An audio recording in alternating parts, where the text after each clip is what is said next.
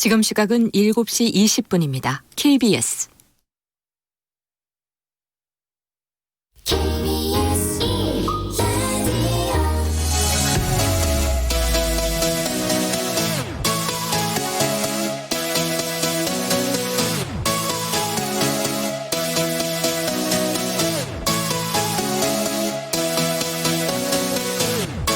KBS 열린 토론.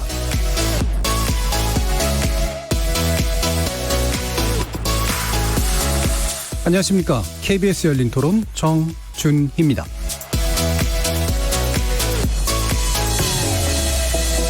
KBS 열린 토론 매주 금요일은 정치 티키타카로 여러분을 만납니다. 한국당의 비례대표용 위성정당인 미래한국당이 지난 5일 공식 출범했습니다. 미래한국당의 당대표로 된 한선교 의원은 총 47석의 비례대표 의석 가운데 20석을 얻겠다는 목표를 밝히기도 했죠. 선거제도 개편을 반대했던 한국당이 도리어 바뀐 제도를 역이용하겠다며 적극 나서고 있는 상황, 어떻게 봐야 될까요? 정치 티키타카 논객들의 평가 들어보도록 하겠습니다. 다른 한편 자유한국당의 황교안 대표, 수도권 험지 출마 의지를 밝힌 지 한 달이 넘도록 여러 가지 결정을 내리지 않은 상태였었는데요. 드디어 오늘 오후에 종로 출마를 선언했습니다. 이로써 민주당 이낙연 전 총리와 경쟁하게 됐는데 전직 총리 출신이시자 유력한 여야의 차기 대선 후보라는 점에서 정치 호사가들의 안주거리가 될지 아니면 의미 있는 정변 승부가 될지 검토해 보겠습니다. KBS 열린 토론은 여러분들이 주인공입니다. 문자로 참여하실 분은 샵 9730으로 의견 남겨주십시오. 단문은 50원, 장문은 100원의 정보 이용료가 붙습니다. KBS 모바일 콩, 트위터 계정 KBS 오픈, 그리고 유튜브를 통해서도 무료로 참여하실 수 있습니다. 시민 논객 여러분의 날카로운 의견과 뜨거운 참여 기다리겠습니다. KBS 열린 토론 지금부터 출발하겠습니다. 살아있습니다. 토론이 살아있습니다. 살아있는 토론, KBS 열린 토론. 토론은 라디오가 진짜입니다. 진짜 토론, KBS 열린 토론.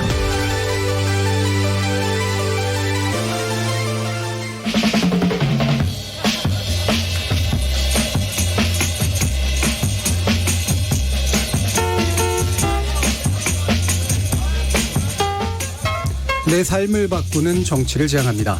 감성 충만 시사토론 정치 티키타카 함께해 주실 네 분의 논객 소개하겠습니다. 재단법인 와그를 이끌고 계시죠? 이진순 이사장 모셨습니다. 네, 안녕하세요. 안녕하세요.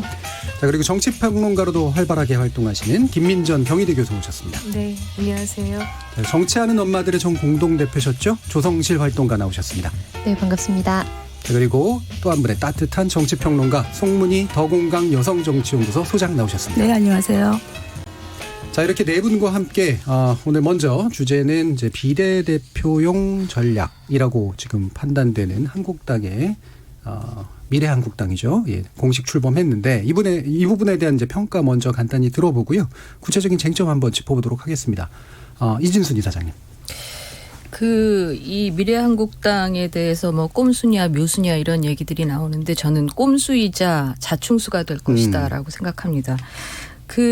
뭐 많이 얘기가 되지만요. 지난 20대 총선에서 새누리당이 지역에서 38%를 득표했고 정당 투표에서 33.5% 득표했습니다. 그런데 의석 수는 전부 122석, 전체 의석 가운데 40.7%를 가져갔죠.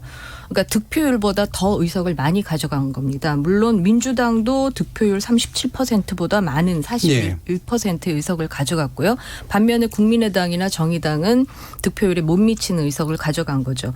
이게 어느 당이 유리했다 불리했다를 따지기 이전에 국민들의 그러니까 유권자들의 그러니까 사표가 그만큼 많이 나왔다라는 거고 정치적 결정권 국민들의 정치적 결정권이 제대로 반영이 되지 않았다라는 얘기인데 이 명색이 제1야당이라면 선거제도의 어떤 취약점 허점을 이용해서 일종의 보너스 의석을 받은 것에 대해서 안주하면 안 된다.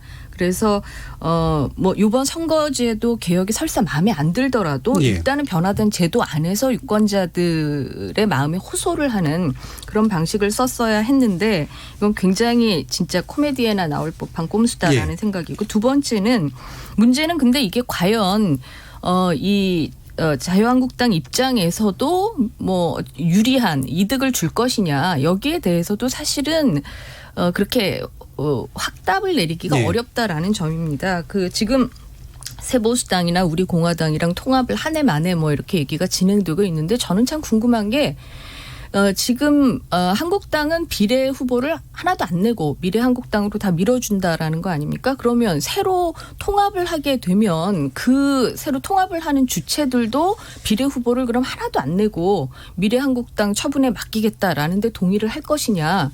이거는 오히려 통합에 있어서 굉장히 큰 걸림돌이 될 수도 예. 있다라고 생각이 들고요. 또 하나는 지금 그 한국당에서는 위성 정당이 아니다. 우린 자매 정당이다. 뭐 이런 표현을 써서 예.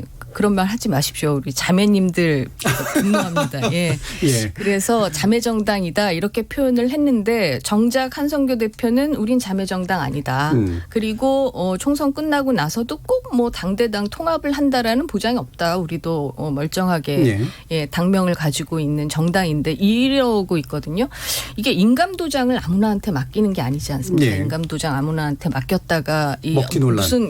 무슨 일이 벌어질지 모르는데 이런 불확실한 어떤 이 시나리오를 가지고 이렇게 국민들을 상대로 좀 이 희대의 사기극이 펼쳐지지는 않을까 굉장히 예. 걱정이 됩니다. 그리고 그거는 결국 한국당에도 미래한국당에도 자충수가 될 수도 있지 않을까 그런 예. 생각이 듭니다. 원칙적으로 꼼수고 그다음에 실현 가능성 측면에 있어서도 그다지 밝아 보이지 않는 자충수다라는 말씀을 주셨네요. 김민정 교수님. 네, 그야말로 꼼수 제도의 꼼수 정당이다. 예, 저는 제도도 그렇게 꼼수다. 그렇습니다. 예.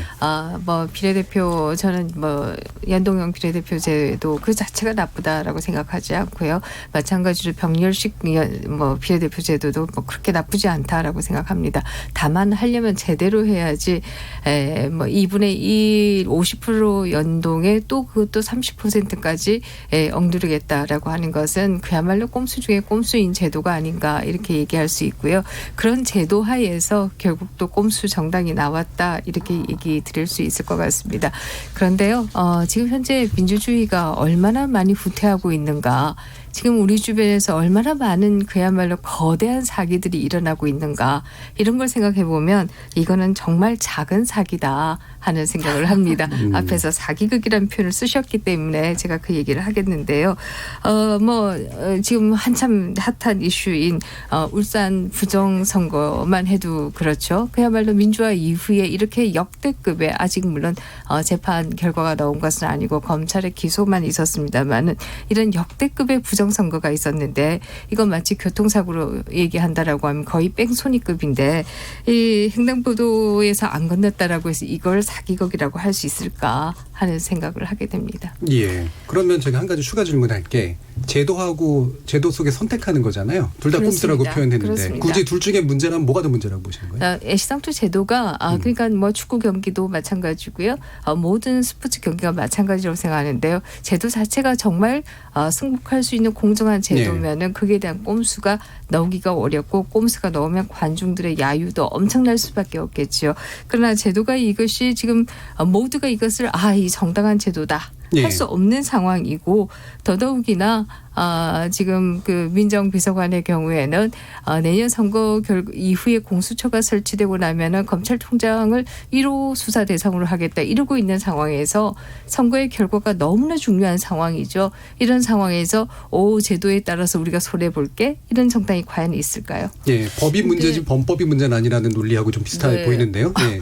어느 한쪽에 명백한 잘못이 있을 때 이것도 잘못이지만 반대편도 잘못이 있어 이런 식으로 자꾸 대비하는 방식은 잘못이 있는 게 아니라 엄청나게 큰 잘못. 이쪽 잘못에 비하면 얘네 잘못이 더 커 이런 방식으로 그 비교하는 것은 그 올바른 정치 논평 방식은 아닌 것 같습니다. 저는 뭐 부정이 있었다라고 한다면 옹호할 생각은 전혀 없지만 지금 원래 이야기 주제가 된 미래한국당 건은 이미 현실로 이제 등장해서 벌어진 일에 대한 얘기를 하는 거고요.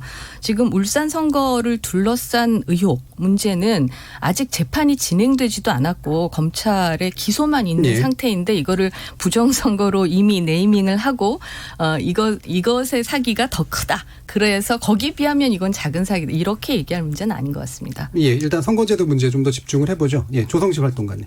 저는 미래한국당은 미래한국의 악수다. 예, 이렇게 말씀드리고 싶습니다. 악수. 네. 자충수보다 더. 네. 예. 지난주 방송을 보시고 너무 재미가 없었다고. 다 너무 크게 웃었나요?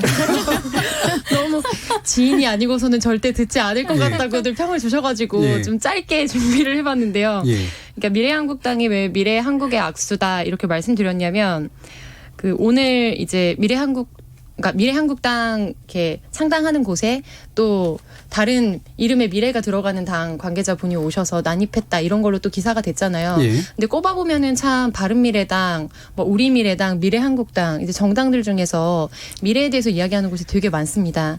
근데 대한민국 미래를 정말로 걱정하느냐 하면 사실 미래를 걱정하기보다는 지금 당장 나의 선거를 걱정하는 정치인들이 상대적으로 많다. 그런 예. 이미지를 굉장히 많이 주고 비례대표 제도라는 것이 결과적으로 이제 지역구에서 선출되거나 발굴되기 어려운 그렇지만 정치 역량이 있고 대한민국 정치에 굉장히 유의미한 인재가 등용할 수 있도록 하는 취지가 있고 예. 또 한편으로는 지금 거대 양당 구조에서 또 유의미한 역할을 해줄 수 있는 소수 정당들이 비례대표제로서 국회에 진입할 수 있도록 하는 어떤 도든판의 역할들을 해야 하는데 그리고 그런 취지를 제대로 살리기 위해서 굉장히 우여곡절 끝에 뭐 각자 평가가 다르지만 어쨌든 선거제 개혁이 반보든 반반보든 어쨌든 진전을 예. 했지 않습니까? 근데 결과적으로 우리는 뭐 자매 정당이 아니다, 뭐 맞다 이런 논란을 다 떠나서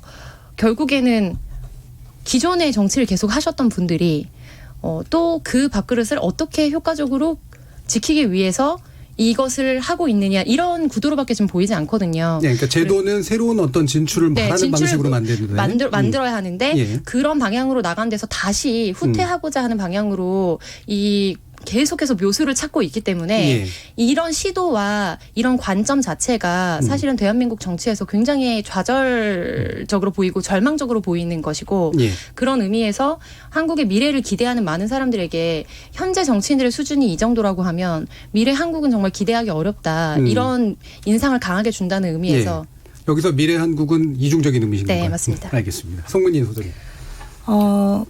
애시당초 그 선거구제를 만들 때는 지금까지 어쨌든 여야가 충분한 합의를 거쳐서 만들어야 되는데 예.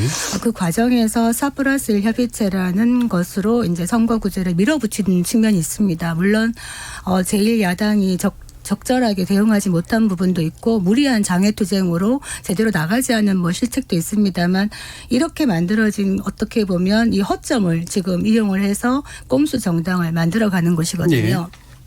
그래서 꼼수는 꼼수를 낳는다. 이참에는 페어플레이를 하지 않기 때문에 나도 자구책으로 이렇게 할 수밖에 없다라고 사실은 위성 정당이라는 걸 깨놓고 있지 않습니까? 예. 그런데 이렇게 깨고 가는데 그렇다면 유권자들이 받아들일 때 이 위성 정당에 대해서 어떤 시각으로 볼 것인가? 아무리 위성 정당이라도 정당으로서의 어떤 존재 가치가 있어야 되는 것이거든요. 예. 그게 뭐냐? 국민의 정치 의사 형성에 관여하고 정책을 내고 정강을 내고 이래야 되는데 우리는 공약이 없다고 공식적으로 말을 하고 있어요. 예. 그래서 이런 유일한 정당, 미덕입니다. 굉장히 이런 정당, 정직한. 예. 그러니까 굉장히 정직한 건데 이 창당도 하나의 메시지인데 선거가 끝나면은 자유한국당으로 통합되고 말 정당 그렇다면은 자유한국당에 표를 주는 것과 어떤 차이가 있는가라고 유권자는 헷갈릴 수가 있는 것이고 가장 큰 리스크는 한성교 리스크라고 저는 생각합니다. 알겠습니다. 한성교 리스크를 또 갑자기 말씀을 주셔서 그 부분 제가 나중에 좀 짚어보겠는데요. 제가 한번 비유를 써보겠습니다. 그러니까 이게 맞는 비유일 수도 있고 아닐 수도 있는데요.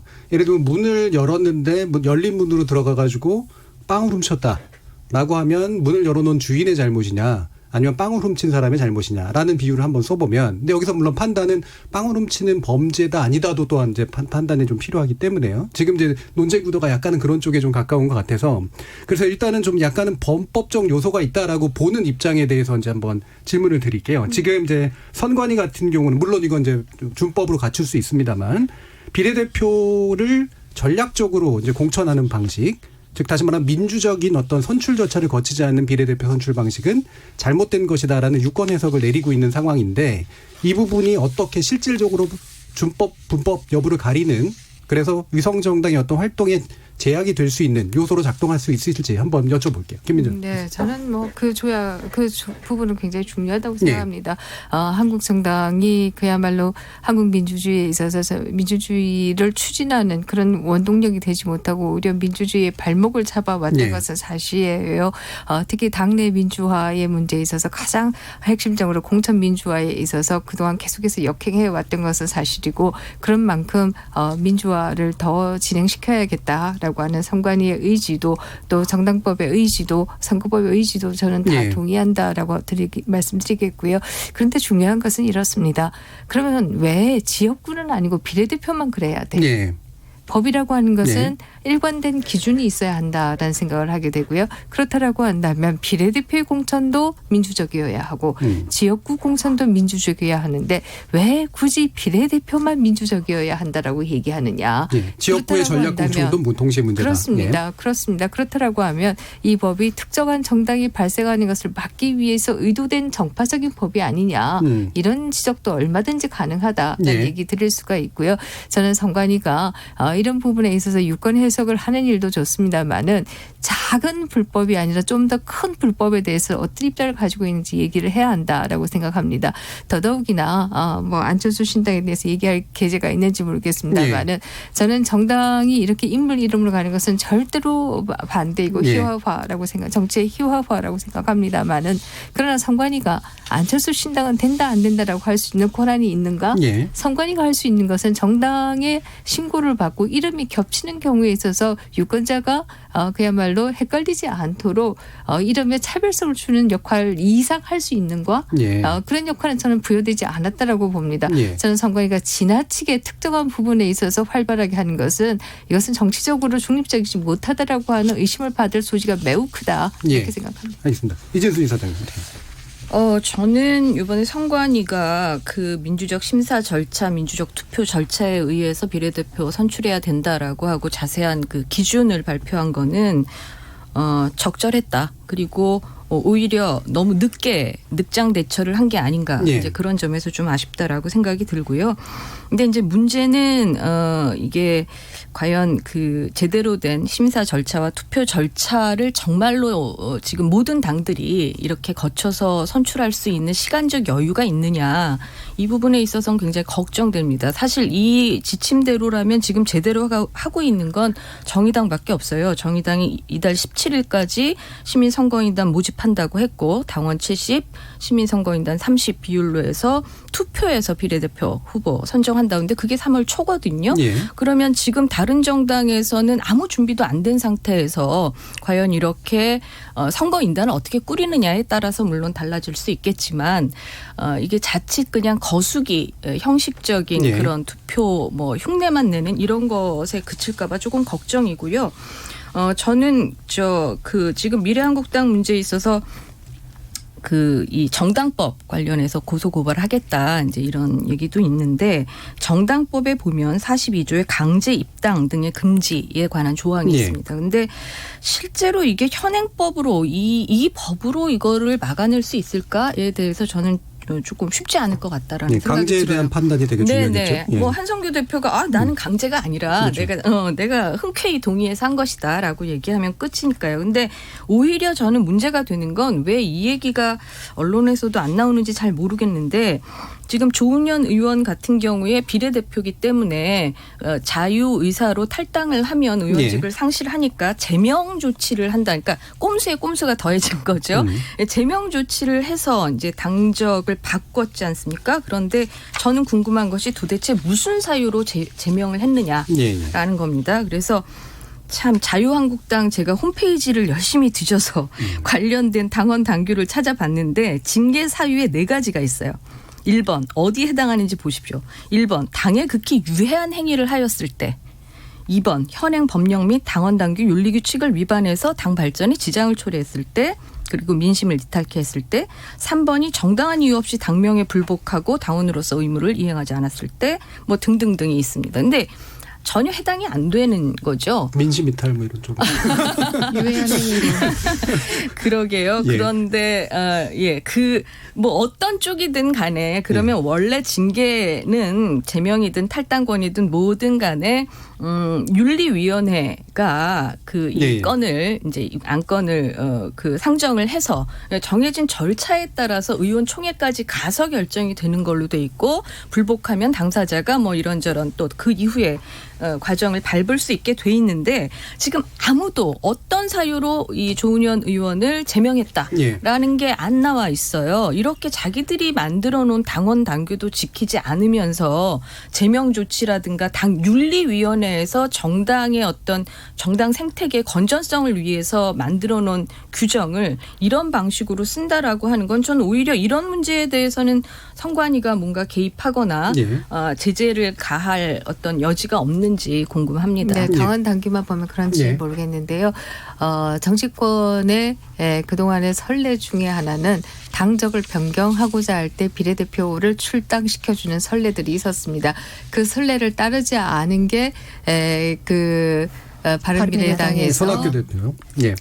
손학규 대표 이전에 안철수 대표 당시에 민주평화당으로 가고자 하는 비례대표 의원들을 출당시켜주지 않은 것 때문에 그러니까 엄청나게 비난을 원래는 제명을 해야 되는데 출당을 안 시킨 것도 문제고 전혀 제명해야 될 사유가 없는데 이런 뭐 그 위성 정당을 만들기 위해서 제명한 거예요. 비난을 받은 바가 있는데요. 이것도 형식 논리로 본다라고 한다면 자유한국당을 탈당해서 다른 정당으로 가는 것이지요. 그렇기 때문에 비례대표를 출당해 준 것이지요.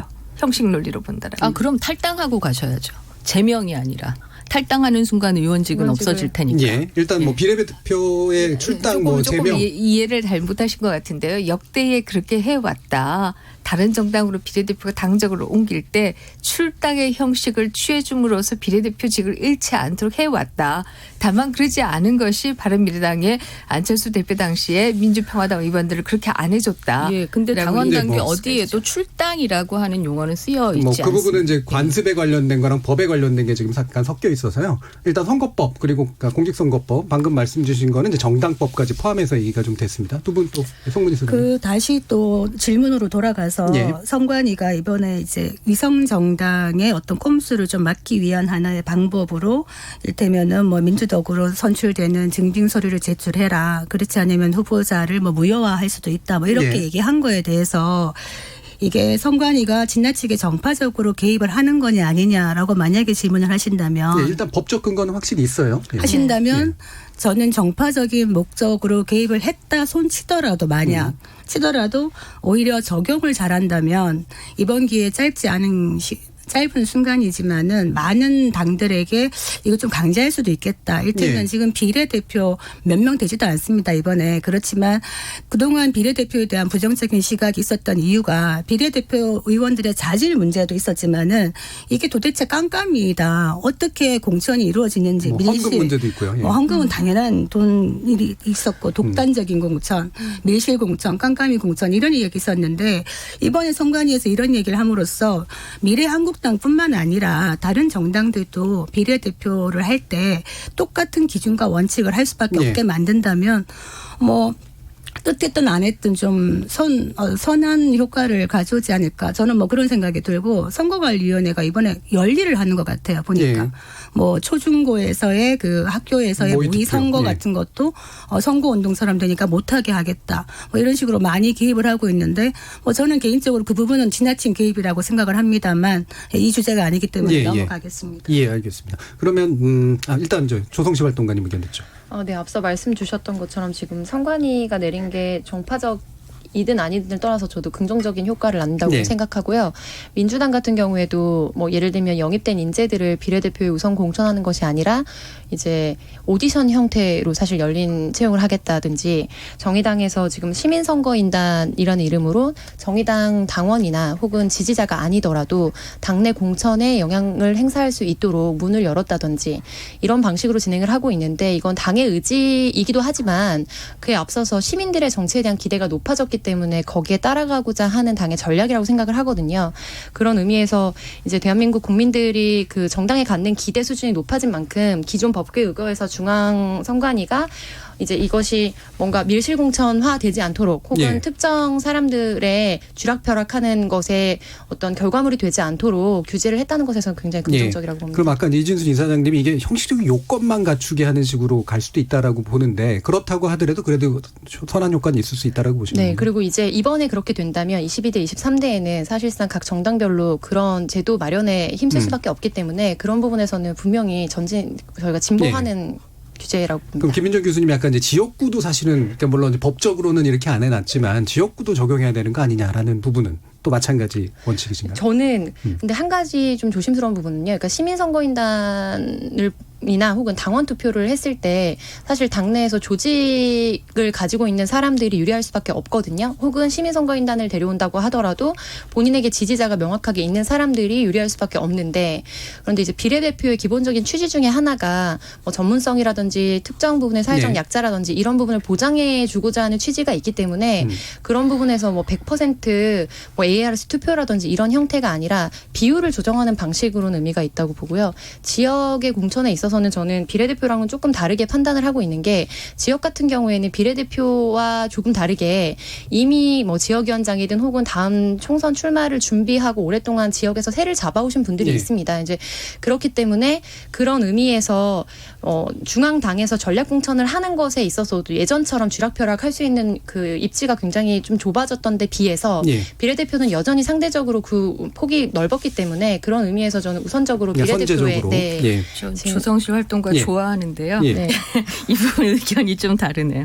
그럼 중앙당에서 지역구의 공천권, 전략 공천을 할 수 있는 권한이 줄었다. 저는 아직까지는 그렇게 낙관적으로 판단할 만한 근거가 별로 없다라고 보고요.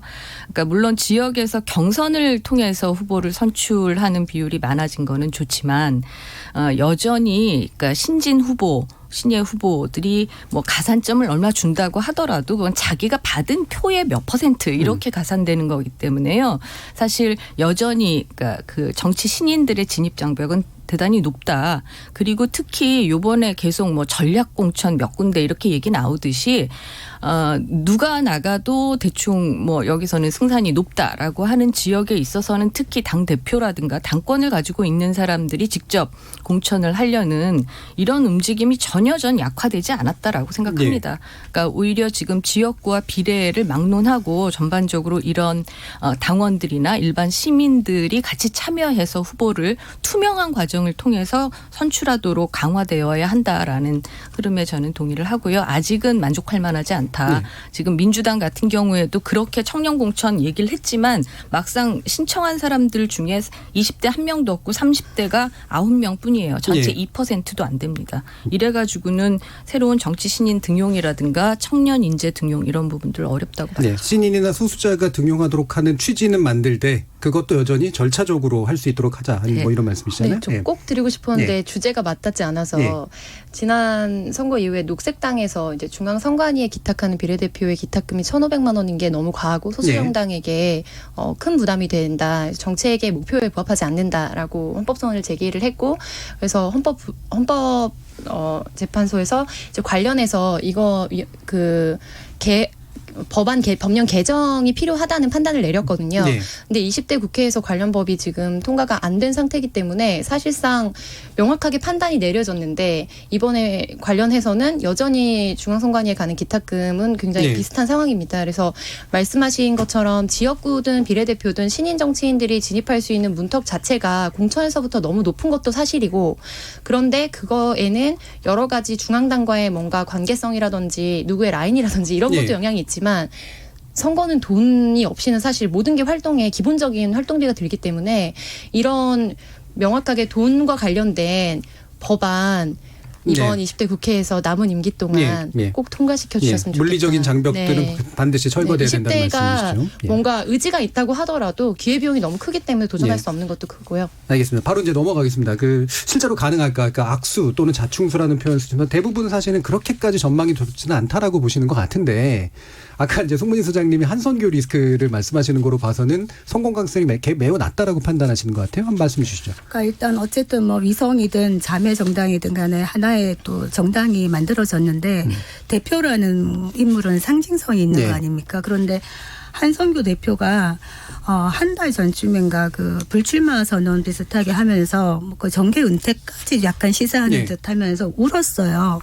울면서 뭐라고 얘기했냐면 자신이 원조 친박이었던 사실을 부끄럽게 생각한 적이 없고 탄핵을 막지 못했던 게 부끄럽다. 그러면서 박근혜 전 대통령을 언급하면서 울었거든요. 이런 모습들을 보여주는 것이 지금 자유한국당이 보수 대통합 이런 얘기를 하고 뭐 새누리당 중도까지 외연 확장하겠다 이렇게 하고 있는 마당에 이런 식의 모습을 보이는 것이 과연 어떤 시너지 효과를 가져올 것인가. 뭐 예. 그 전에 뭐 황 대표 체제에서 처음 그 같이 발을 맞출 때 뭐 욕설 논란이라든가 막말 논란 뭐 이런 거는 차치하고라도 예. 이런 어떤 정치적 스탠스가 많은 데미지를 가져오지 않을까 저는 좀 그런 생각이 들거든요. 예. 탄핵의 강을 건너자라고 늘 얘기를 하면서 지금 보수가 끊어내지 못하는 숙제가 바로 그 탄핵 문제인데 이거를 총선 앞두고 유야무야 그냥 뭉쳐서 그냥 대충 이렇게 뭉개고 가는 거예요. 네. 근데 이거는 결코 뭉갤 수가 없다. 언젠가는 또 다른 분열의 씨앗이 될 것이다. 저는 뭐 그런 생각이 듭니다. 뭉개지 않는 것, 다시 말하면 책임관계를 명확히 하는 게 외로 통합에 도움이 된다. 다 피하고 있죠. 예, 지금 그러니까. 황 대표뿐만 아니라 그러니까요. 모든 사람이 피하고 있죠. 너도 알고 나도 알고 피한다는 것을 서로 말하지 않죠. 그러면서 탄핵의 강을 건너자. 우리는 무조건 뭉쳐서 반문연대로 가야 된다. 이렇게 얘기하는 게 얼만큼의 설득력을 가질 수 있을지 좀 지켜봐야 되겠죠. 네, 김민정 교수님 어디 가세요? 네, 지금 제가 앞에서 이제 그 비례대표에 대해서만 경선을 요구하는 것이 결국 지역구는 그대로 두고 요구하는 것이 불공정하다 이런 얘기를 드렸는데요. 그럼에도 불구하고 미래한국당에 대해서 걱정이 없는 것은 아닙니다. 아니 어떻게 말하면 많이 있는 것이 사실이에요. 예. 대표적으로 지금 자유한국당의 경우에는 공관위원회가 꾸려졌습니다만은 이 미래한국당은 물론 뭐 창당을 며칠 전에 했습니다만 어떤 식으로 공천을 할 것인지 이런 것에 대해서 명확한 일정이나 방법에 대해서 네. 제시한 바가 없다라고 하는 부분은 상당히 우려되는 부분이다 이렇게 생각이 듭니다. 미래한국당이라고 해서 따로 뭐 이 창당이 되었지만 소위 자매정당이고 이것에 대해서 당 대표가 자유한국당의 당 대표가 영향력이 없다라고 얘기할 수 없을 텐데 이 미래한국당의 비례대표에 대한 명확한 공천의 기준이 없다라고 한다면 이것이 잘못되면은 역시 또 당 대표가 비례대표에 대한 모든 권한을 가지는 것이 아니냐 이런 우려를 하게 되는 부분들이 있기 때문에 저는 미래한국당이 정말 본인들이 얘기하듯이 적어도 20석 이석 가지기를 원한다라고 한다면 명확한 정말 절차는 무엇인지 이런 것에 대해서 또 일정은 어떻게 하는 것인지 뿐만 아니라 자유한국당의 당 대표가 여기에 영향력을 행사해서 소위 말하는 쌈짓돈이 되지 않도록 할 수 있는 방법은 무엇인지 이런 것에 대해서 명확한 기준들을 얘기해야 한다고 예, 생각합니다. 황 대표 영향력이 더 클 거라고 보세요? 한 대표의 영향력이 더 클 거라고 보세요? 뭐 지금 현재로서는 황교안 대표의 예. 영향력이 더 클 가능성이 있다 이렇게 예상되는 것이 뭐 사실이 아닌가 싶고요. 그렇지 않다라고 하는 것을 보여줄 수 있어야 한다. 알겠습니다. 조성심 활동가님 아까 악수라고 이미 얘기를 하셨기 네. 때문에 뭐 결론은 네. 이미 내려져 있는 상태이긴 합니다만 좀 더 구체적으로 말씀 주시죠. 저는 이 한성규 리스크 말씀하셨는데요. 예. 아까 거의 울었다 이렇게 뭐 정견 발표하시면서 근데 이제 그분 때문에 굴욕감에 실제로 눈물 지었던 분들이 굉장히 많고 뭐 욕설 논란 같은 경우에도 그냥 뭐 욕설이다 이렇게 표현하면은 굉장히 안 와닿지만 뭐 기사 찾아보시면 바로 나오시겠지만 이제 한국당 사무처 노동조합에서도 굉장히 공동 성명을 내고 대응할 네. 정도로 당 관계자에게 이제 본인이 예정되었던 행사가 뭐 일정대로 진행이 되지 않고 실수가 있었다는 이유로 뭐 야이 씨 땡땡땡 예. 땡땡 땡 같은 새땡 이런 식으로 굉장히 일반인들도 상상하기 어려운 발언들을 이렇게 하시는데 그 상대가 좀 저는 약간 일관성이 있다고 봤거든요. 왜냐하면 2009년도에도 이제 경찰관이었던 국회 내에서 이렇게 멱살을 잡는다든지 예. 그래서 이제 의원으로서 본인은 의원이고 그렇지 않은 뭔가 보직에 있는 사람들에 대해서 굉장히 갑질 논란들이 여러 차례 있었기 때문에 뭐 도덕적인 리스크는 당연히 한번 꼭 언급을 드리고 싶었고요. 예. 그리고 두 번째로는 저는 역으로 리스크는 있는데 결과적으로 그럼에도 불구하고 이번에 정권을 심판해야 한다는 안티 프레임을 가지고서 이걸 이야기했을 때 실질적으로 그 표가 집결이 될까봐 굉장히 우려스러운 마음이 전략적 있습니다. 투표 충분히 네네, 가능하다. 전략적 투표를 해서 이 우리가 모두 국회를 보면서 어떻게 저런 사람이 국회의원이 됐나 하는 경우에도 결과적으로 이 선거는 표를 얻으면 되는 거기 때문에 이부 과정에서 위성정당의 출연을 또 위원회 지금 뭐 선관위에서 제지하려고 하는 여러 가지 노력들이 보입니다만 엄격하게 제도적으로 좀 검증을 하고 또 무엇보다 여기에 대해서 브레이크를 걸 수 있어야 한다라고 저는 판단을 하고 있습니다. 이진수 이사장님은 이제 지금 아까 이제 그 한 대표나 황 대표 얘기도 하셨지만 이제 비례대표 잡음 굉장히 생길 수도 있을 것 같은데 그런 네네. 가능성까지 포함해서 어떻게 보세요? 그러니까요. 예. 그러니까 지금 비례대표를 어떤 기준으로 어떤 사람들을 어떤 순번으로 앉힐지에 대해서 미래한국당이 뭔가 기준을 갖고 있는 것 같지는 않고요. 뭐 모르죠. 이제 자유한국당에서 뭔가 만들어지면 그거를 다시 할지. 이게 보이는 라디오라서 예. 제가 이거를 보여주시는 카피해 갖고 거예요? 왔습니다. 예. 네. 자유한국당 홈페이지에 미래한국당 인턴을 모집하는 공고가 이렇게 예, 대문짝만하게 났습니다. 혹시 미래한국당 비례대표를 그렇죠. 공모하는 광고도 자유한국당 홈페이지에 나지 않을까 그렇게 생각이 드는데 문제는 돈이에요. 돈. 이게 정당 선거라고 하는 거는 결정적으로 뭐 결국 현명한 유권자가 이제 판단을 해서 그 결론을 내는 것이지만 현실적으로는 돈 문제가 또 크게 걸려 있는데 지금 그러니까 그 전체 비례대표 가운데 20석을 얻는 게 목표다라고 얘기도 했고요. 그리고 선거 이전까지 이 자유한국당에서 의원들을 더 많이 빼와서 20석 정도의 원내 교섭단체 네. 수준을 만드는 게 목표다라고 했단 말이죠. 만약에 20석 정도가 된다라고 하면 지금 경상보조금 국가에서 주는 그리고 선거 보조금 다 합해서 한 90억 정도가 예. 미래한국당으로 들어갈 수 있다라는 그런 계산도 있습니다. 이렇게 되면 실제로 뭐 돈 가지고 할 수 있는 일이 굉장히 많아지겠죠. 그 10분의 1도 안 되는 돈으로 어렵게 선거를 치르는 소수 정당들도 있을 텐데 애시당초 비례 의석 자체를 크게 늘리지 못했음에도 불구하고 그 하여간 준준준 연동형 비례대표제라는 것들을 도입할 때는 뭐 지금의 여당이나 그 뭐 특정 정당이 아니라 어떻게 하면은 소수 정당들이 더 많이 그 이슈, 특정한 이슈를 내걸고 그 정당을 결성한 세력들이 어떻게 더 원내 진입을 많이 하게 할 것이냐라는 취지에서 만들어진 법인데 47석 중에 자기네가 20석 가져가겠다. 이러면은 뭐 아예 그 소수 정당들의 원내 진입에 대해서는 그냥 우리가 막고 말겠다라는 거거든요. 더군다나 이런 막강한 국가 보조금까지 사용을 하게 된다면 현실적으로 굉장히 어려운 싸움이 될 수도 있다. 결국 최후의 보루는 유권자밖에 없을 수도 있다라는 생각이 듭니다. 제가 거의 한 20년간 주장을 해왔는데요. 정치 자금 특히 국고보조는 제발 정당이 얻은 득표율에 비례해서 하자. 지금 현재는 교섭단체의 전체 국고보조의 절반을 딱 띄어서 교섭단체가 나눠가지고 나머지를 가지고 득표율, 의석수 이런 것 등으로 따라서 비율적으로 하게 되어 있기 때문에 결과적으로 교섭단체가 대부분을 가져갈 수밖에 없는 구조다. 이것을 바꾸자라고 하는 얘기는 제가 뭐 20여 년간 그동안 해왔습니다마는 뭐 자유한국당은 물론이고 현재 더불어민주당의 전신들도 그리고 현재 더불어민주당도 그 누구도 그 어느 정당도 거기에 대해서는 전혀 반응한 바가 없다. 교섭단체 위주로는 반응을 안 하죠. 그렇습니다라는 얘기를 드리겠고요. 그래서 그 부분이 좀 고쳐져야 그야말로서는 정당의 이합 집산도 없어진다라고 생각합니다. 정당이 얻은 득표율에 따라서 국고보조를 배분한다라고 하는 의미는 지난 선거에서 득표하지 않은 정당은 국고보조를 못 받는다는 의미이고 이것은 의원이 움직임에 따라서 돈이 따라가는 구조가 아니다라는 의미이기 때문에 현재 우리가 보고 있는 것 같이 정당의 이합 집산 그리고 한 2년마다 당명이 바뀌는 것 이것을 막을 수 있다. 그런 의미에서도 지금 말씀하신 것처럼 정치자금법의 개정이 아주 필요한데 아무도 안 한다. 얘기 드리겠습니다.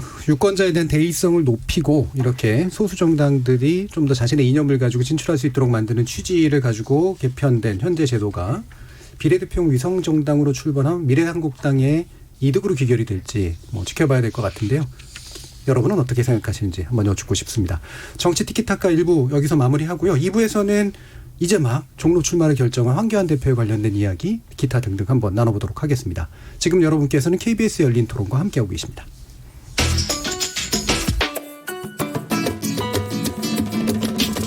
묻는다, 듣는다, 통한다.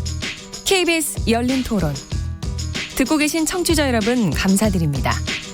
들으면서 답답한 부분은 없으신가요? 궁금한 점은요? 그렇다면 함께 토론에 참여하시죠. 유료 문자 샵 9730을 이용하시면 됩니다. 단문은 50원, 장문은 100원의 정보 이용료가 있습니다.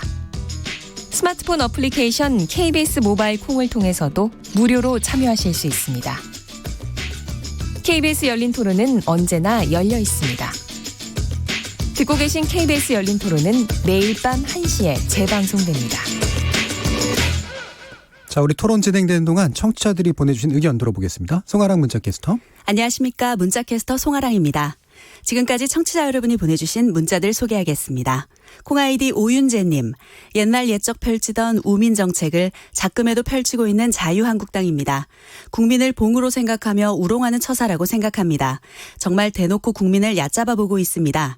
콩아이디 9361님, 한국당도 비난받아야 하지만 이런 유례가 드문 선거제도를 만든 4+1 협의체가 더 큰 비난을 받아야 합니다. 유튜브 아이디 예준송님, 자유한국당이 미래한국당 후원금도 모집하던데 이러면 우리 같은 당이라고 자인하는 거 아닌가요? 선거법 위반 아닙니까? 콩아이디 4128님, 위성정당이든 아니든 그 또한 국민의 선택권이라 생각합니다. 또한 선거 때마다 후보 단일화하는 더불어민주당과 정의당의 선거 야합 행태는 꼼수 아닌가요? 위성이든 꼼수든 국민이 선택한다면 그 또한 주권자의 의사표현 아닐까 합니다. 콩아이디 6031님. 어떻게 제1야당이 당당하게 선거에 임하지 못하고 꼼수만 생각하고 억지만 부리는지 이해가 안 됩니다. 다른 당하고 통합한다면서 자신들은 위성정당을 만들어 당을 쪼개는 한심한 작태는 세계 정치사에 창피한 일입니다. 콩아이디 스머프님, 집권당의 실정으로 경기장이 기울어져가는 마당에 굳이 꼼수로 대처할 필요가 없었을 텐데 자유한국당이 계속해서 악수만 두고 있으니 안타깝습니다. 라는 의견 주셨습니다. 이 시간은 영상으로도 생중계하고 있습니다. 유튜브에 들어가셔서 KBS 1라디오 또는 KBS 열린 토론을 검색하시면 지금 바로 토론하는 모습 보실 수 있습니다. 방송을 듣고 계신 여러분이 시민 논객입니다. 계속해서 청취자 여러분의 날카로운 시선과 의견 보내주세요. 지금까지 문자캐스터 송아랑이었습니다.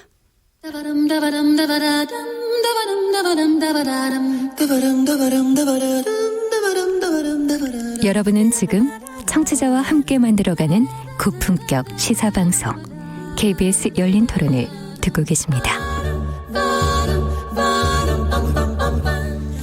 KBS 열린 토론 금요일 코너 정치 티키타카, 김민전 경희대 교수, 이진순 와그리 이사장, 송문희 더공감 여성정치연구소 소장, 조성실 정치하는 엄마들 활동가, 이렇게 네 분과 함께하고 있습니다. 자, 이제 황교안 대표의 출마 결정에 관련된 이야기 이제 나눠볼 텐데요. 일단 종로 출마 선언했습니다. 험지에 관련된 이야기들, 이게 등 떠밀려 나온 건지 아니면 자발적인 선택인지 한번 들여다볼 필요가 당연히 있을 텐데요. 일단 송문희 소장님 의견 들어보시죠. 한마디로 등 떠밀려 나왔다고 보여지고요. 네. 그것도 오랫동안 기다렸다가 김 빠진 맥주를 먹는 듯한 그런 느낌이죠. 네. 그러니까 정말 용기 있게 처음부터 딱 깃발을 꽂고 나왔다면은 한번 붙어보자 이랬다면은 또 결기가 보여질 수 있었을 텐데 험지로 출마하겠다고 얘기하고 35일 만에 장고 끝에 결국은 등 떠밀려 왔습니다. 공관위에서 종로로 가던가 아니면 불출마하던가 하라는 네. 압박이 있었던 것 같아요. 그런데 그동안 원외 활동을 하면서 한계를 많이 느꼈겠죠. 대선 가기 위해서는 일단 들어가야 되겠다. 그래서 힘들지만 지금이라도 종로로 가야 되겠다 한 것 같은데 황 대표는 사실 그 별명이 종로의 햄릿 아닙니까?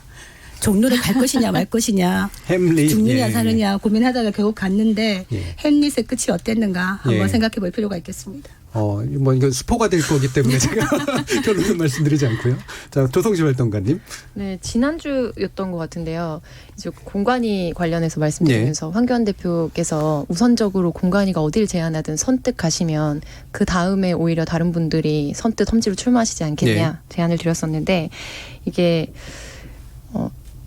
이 단어를 써도 되는 건지 모르겠는데 이왕 가실 거 가오마저 빠졌다 이런 평을 드리고 싶습니다. 예, 네. 예. 사실 어려운 싸움일수록 앞에 선 사람이 명확하게 이게 어려운 싸움이 될지 쉬운 싸움이 될지 우리가 힘을 합해서 뛰어넘자라는 결기를 보여줘도 사실 사람들이 어느 정도 힘을 합칠까 말까 한데 이렇게 저렇게 계속 셈을 두시면서 그러니까 사실은 의원 경험은 한 번도 없으시잖아요.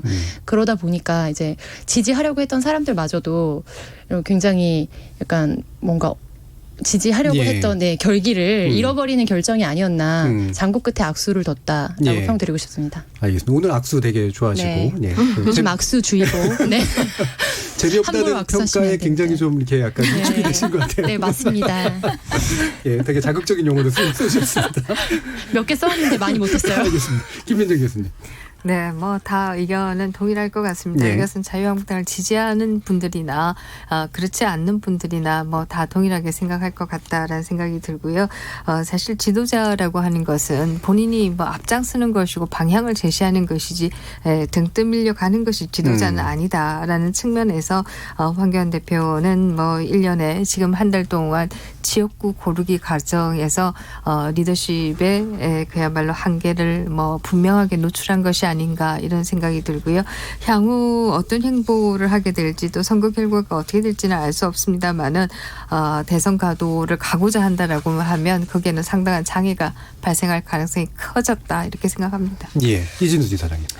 뭐 여기는 별로 이견이 없을 것 같은데요. 예. 계속 너무 오랫동안 네가 가라 하와이 이거 하다가 지금 완전히 폼도 안 나게 그냥 떠밀려서 외통수였잖아요. 그러니까 불출마를 하든가 종로에 나가든가 해라. 그리고 그 마지막 시한이 10일이었기 때문에 그 전에 뭐 어쩔 수 없이 서둘러서 종로 출마 선언을 한 걸로 보이고요.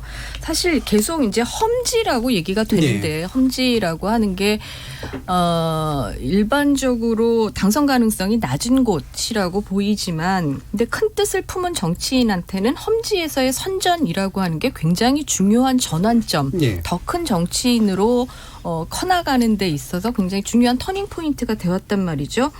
그래서 당선 가능성에 연연하기보다 어떤 정치적인 비전과 포부 이런 걸 확실하게 가지고 뭐 계란이 바위에 당당하게 부딪히듯이 그렇게 깨지는 모습이 때로는 유권자들의 마음을 사로잡는데 이제 그 가장 전형적인 예가 98년에 종로에서 있었던 보궐선거로 당선되신 분, 고 노무현 대통령 아니었나 싶습니다. 이때 96년에 15대 그 총선에서 종로에서 이명박, 이종찬, 노무현 이렇게 세 사람이 붙어서 그때 노무현 후보는 꼬마 민주당으로 나온 거죠. 그래서 3등을 했습니다. 그리고 이명박 당시 의원이 이제 당선이 됐는데 이 사람 뭐 오래된 거라 또 기억에서 좀 멀어졌을 수도 있으니까 그 정치자금법 위반으로 의원직을 뭐 사퇴하게 됐고요. 뭐 그 사이에 뭐 서울시장을 나가네 마네 하면서 사퇴했지만 어쨌든 결론적으로 유죄를 받았고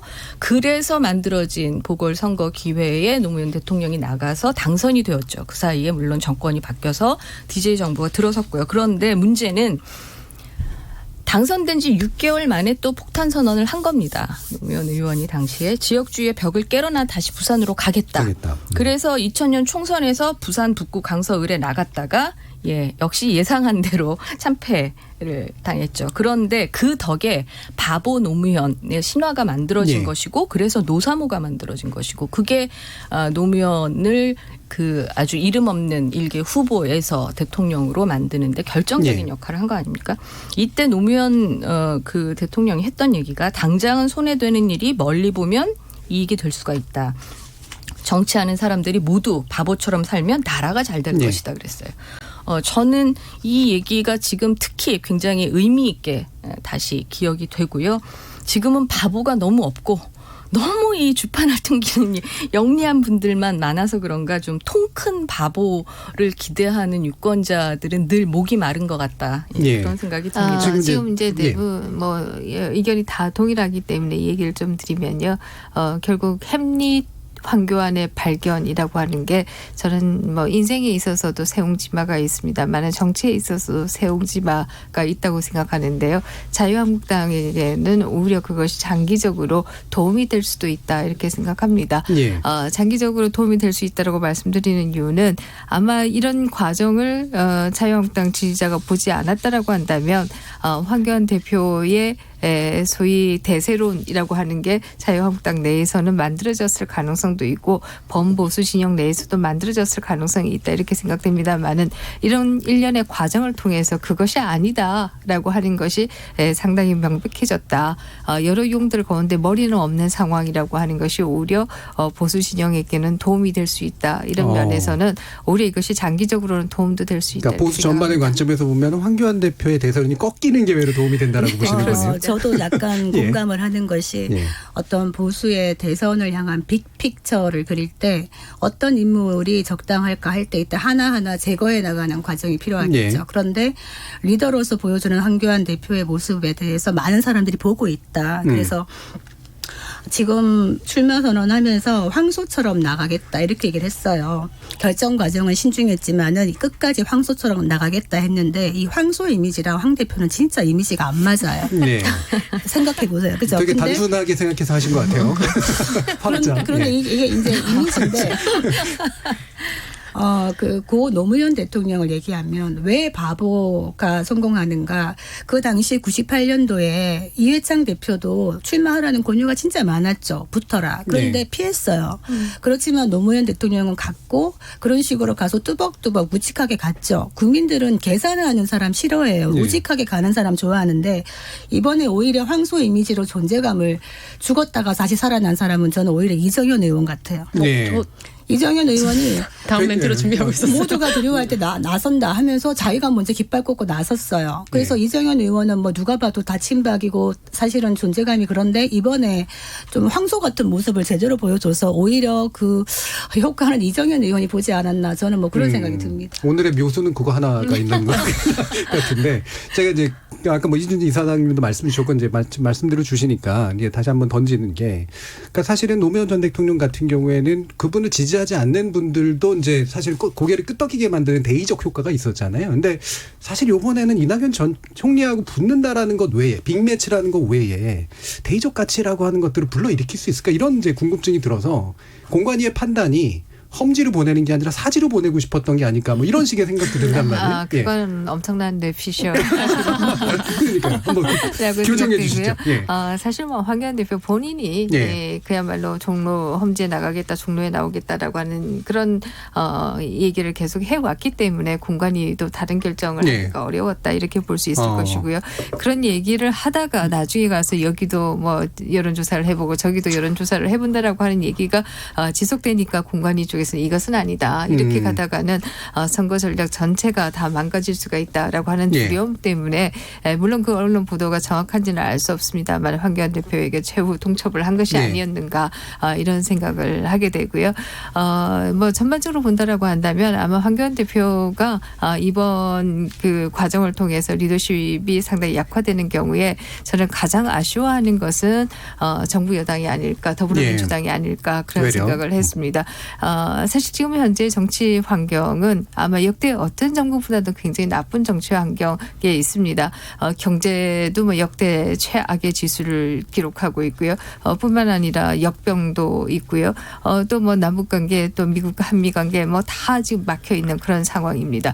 이런 상황에서도 그래도 여권이 여전히 더불어민주당이 더 많은 지지가 여론조사를 통해서 나오고 있는 것은 결국 야당복이 있어서다 이런 얘기들이 나왔고요.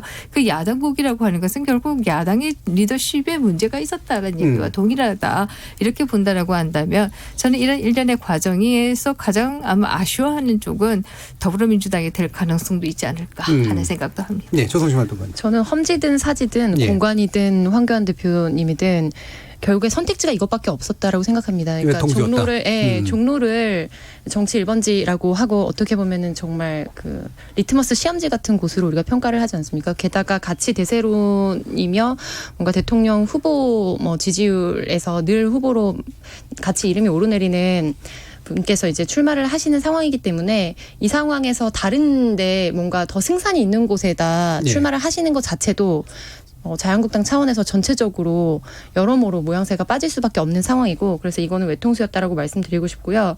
저는 이정현 의원님에 대한 개인적인 정치적 판단을 다 배제하고서 정치인으로서는 굉장히 영리한 판단이었다. 네. 결국에 어차피 어렵고 안 될 싸움에서는 사실 훨씬 더 뭔가 어려워 보이고 그리고 또 위험 부담을 많이 하는 곳으로 가는 패배가 더 정치인에게는 의미를 갖잖아요. 그런 네. 의미에서 같은 생각을 근데 들었습니다. 그 종로를 뭐 너무 지금 여건이 우세한 것처럼 얘기하고 있는 분위기인데 예. 그거는 나와봐야 할 것 같아요. 사실 이 종로라는 데가 왜 전국 표심의 바로미터냐. 다양한 연령과 다양한 계층들이 정말 삶의 현장을 갖고 있는 곳이기 때문에 알 수가 없어요. 15대에서 18대까지만 해도 한국당 예. 자리였어요. 그러다가 19대, 20대 때 정세균 총리가 정말 빌딩 위에서 아래까지 쌍끌이식으로 다니시면서 구석구석을 흩으시면서 갖춰놓은 곳이기 때문에 어떻게 보면 많이 유리하죠. 여권의 어떤 수성전이 될 수가 있는데 야권에서 정말 제대로 한번 공격 들어가 볼 수도 있다. 붙어볼 네. 수도 있다. 그래야 좀 재미가 있고 이 종로가 그렇게 붙어야 이게 수도권 전국으로 이 총선이 좀 재미있게 전개가 되는 화라점이 될 수 있다. 뭐 저는 그렇게 생각합니다만 장수가 저는 좀 뭐 그렇네요. 그렇게 예. 지금 그 전에 뭐 코로나가 기본적으로 빨리 여론조사 나오는 거를 100% 신뢰할 수는 없다 하더라도 이미 뭐 종로에서의 기본적인 대세는 기울어졌다라고 보고요. 근데 다만 이제 말씀하신 것처럼 종로라고 하는 지역이 정치 1번가로 불리는 건 역대급 거물 정치인들이 많이 네. 이제 나온 곳이다라는 것도 있지만 그 특정 그 뭐 보수든 진보든 그 여야 어느 한쪽에 치우치지 않고 사실은 왔다 갔다 했습니다. 오랜 긴 세월을 두고 봐도 그 이전에 뭐 윤보선, 유진호, 정일영 이런 분들 있을 때는 다 민주당, 신민당 이랬고요. 그러다가 11대부터 이제 민정당, 민자당 그리고 잠깐 노무현 의원이 했다가 이제 그 이후에 또 보수 텃밭이 됐었죠. 정세균 의원이 다시 들어오기까지. 그래서 이게 늘 이렇게 왔다 갔다 많이 바뀌는 리트머스 시험지 같은 곳이라 여기서의 승패라고 하는 것이 어느 정도 전국적인 풍향을 보여주는 그런 상징적인 의미가 있을 것이다라고 생각은 합니다. 그런데 문제는 지금 몇 대 몇으로 승부가 끝나느냐가 관전 포인트여서는 안 될 것 같습니다. 그거 네. 정말 불행한 일이고요. 지금 모든 그 총선 관련된 보도가 너무 많은 당이 너무 많이 이렇게 합친다고 했다가 저렇게 다시 새로 만든다고 했다가 늘 이합집산을 하고 있기 때문에 이것에만 너무 다 초점이 맞춰져 있고 도대체 지금 석 달 앞으로 다가온 2달인가요? 예. 요번 총선의 정책적 쟁점은 무엇인지 이게 전혀 드러나지 않아요. 그러면 적어도 종로를 뭐 빅매치라고 과거에 두 전직 총리의 대결이다라고 예. 본다면 저는 명확하게 그러면 더불어민주당에서 내세우는 정책 전략 공약과 제1야당에서 내세우는 정책적인 어떤 이 주장들이 첨예하게 깊이 논의되는 그런 자리였으면 좋겠습니다. 그렇다면 뭐 몇 대 몇으로 끝나느냐보다 저는 그렇게 전체적인 선거의 정책적 쟁점들을 명료하게 만드는 역할을 한다라는 차원에서 좀 기대해 볼 만하다라고 생각합니다. 알겠습니다. 이 부분이 이제 결국은 한국 총선에 뭔가 이렇게 대립구도뿐만이 아니라 그리고 승패 문제뿐만이 아니라 실제로 어떤 가치가 붙고 있느냐를 네. 이제 보여주는 식으로 좀 진화되길 바라는 그런 마음이신 것 같은데요. 연관해서 이제 뭐 황교안 대표의 어떤 리더십이 어떻게 될까도 있지만 아마 이제 부수적인 효과는 이제 중진들 험지로 보내기가 이제 결국은 작동이 될 것이다라고 하는 기대일 것 같아요. 이 틀이 맞다고 보시는지 혹은 전망이 어떠신지요, 김민정 교수님. 네, 그렇습니다. 뭐 결국 승자는 공관위가 되었다 예. 이렇게 얘기할 수 있을 것이고요. 공관위는 이에 따라서 그야말로 본인들이 생각하고 있던 어떤 전략이라고 하는 게 가능할 가능성이 크다 이렇게 생각합니다. 소위 중진 험지론이라고 하는 것은 이것은 뭐 그동안에 정권을 뺏기거나 혹은 또 이 야당인 경우에 많이 써왔던 전략 중에 네. 하나. 하나이고요. 또 그것이 일반적으로 선거가 좀 오랜 기간 동안 진행되면서 유권자와 후보가 알 수 있는 기회가 많으면 좋은데 한국 선거는 그냥 번개불에 콩고 먹듯이 되기 때문에 네. 결국은 인지도가 그렇죠. 표로 연결되는 가능성이 매우 크고 이 때문에 선거 전략도 결국 중진들을 험지로 보내거나 아니면 아주 잘 알려진 신인을 전략 공천에서 험지로 보내거나 이런 전략들을 써왔습니다. 그러나 어쨌든 간에 지금 이제 뭐 공관위가 그런 여러 가지 전략들을 구사할 수 예. 있는 여지가 커졌다라고 볼 수 있을 것이고요. 또 황교안 대표를 예로 들면서 반발의 기미를 보이던 TK 그리고 또 당 대표급의 의원들이나 전직 의원들의 반발도 상당히 줄일 수 있게 되었다라고 하는 것은 공관위 입장에서는 매우 환영할 수 있는 일이 아닐까 하는 예. 생각이 듭니다. 근데 그렇게 예, 보기에는 이재성 지금 너무 힘을 많이 오랫동안 뺐어요. 예, 이거를 그러니까 처음부터 그래 내가 험지로 가겠다라고 1월 초에 선언했단 말이죠. 그 다음 주에 바로 나는 뭐 내가 지든 이기든 종로로 나가겠다라고 깃발을 꽂았으면 훨씬 더 당 중진들이라든가 이렇게 그 험지 출마를 강행하는데 힘을 얻고 그만큼 그걸 밀어붙일 만한 강력한 리더십을 유지할 수 있었을 텐데 지금 이렇게 모냥 빠지게 겨우 떠밀려서 가는 주제에 좀 예, 그러신 상황에서 예, 그러신 상황에서 내가 갔으니 니도 가라 이렇게 과연 그 어떤 강행할 수 있는 강력한 힘이 나올 수 있을까? 이거 공관위에서 아무리 밀어붙인다라고 하더라도 쉽지 않을 것 같다는 생각이 듭니다. 저는 아마 대표가 공천에 그 정도 개입하지는 못할 것이고요. 또 그렇게 한다라고 하는 것은 우리가 앞에서 얘기했듯이 민주적인 공천이라고 하는 측면에서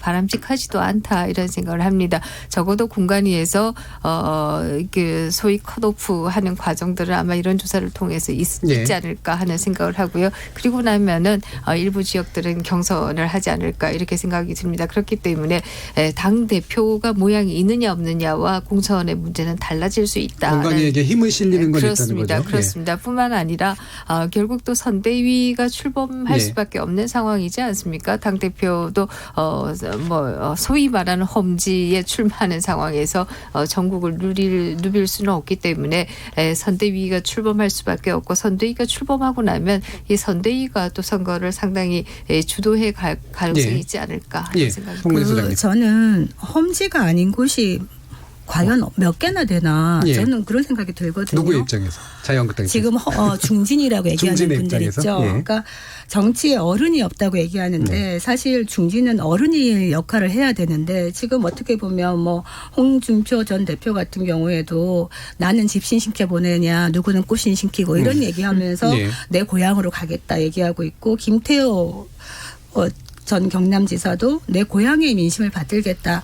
고향으로 가서 하는 건 쉽죠. 편안하고 안락한 길이죠. 다들 수구 출심이 굉장히 강하세요. 예. 그런데 이런 중진들이 내가 편하고 안락한 곳을 찾아가고 이렇게 하는 모습을 보이면은 당 전체가 모습 자체가 그러니까 제가 또 이 말씀을 한번 드리고 싶은 게 예전에 JP가 정치는 허업이다 이런 말씀을 하셨죠.